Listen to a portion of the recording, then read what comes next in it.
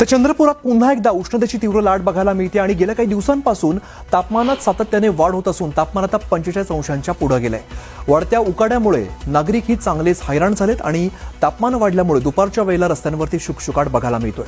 उष्ण वारे आणि कडक उन्हामुळे नागरिकांनी अत्यावश्यक कामांशिवाय बाहेर पडणं टाळलंय। दरम्यान प्रशासनाकडून नागरिकांना काळजी घेण्याचं आवाहन करण्यात आलंय।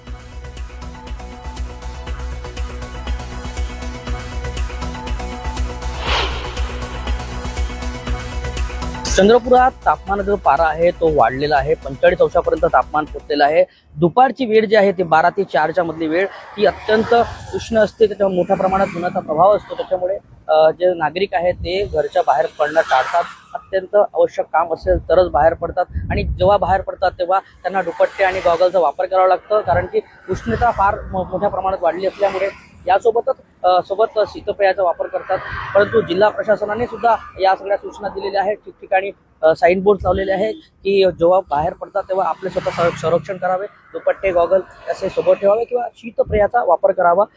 यासोबतच जे कोल्ड रूम आहे ते सुद्धा तयार करण्यात जिल्हा प्रशासन अडळ पोटवर आहे, पण नागरिकांनी सुद्धा आपल्या काळजी घेण्याचं आवाहन जिल्हा प्रशासन आणि जिल्हाधिकारी करण्यात आलेले आहे। त्याच्याचे मराठी, चंद्रपूर।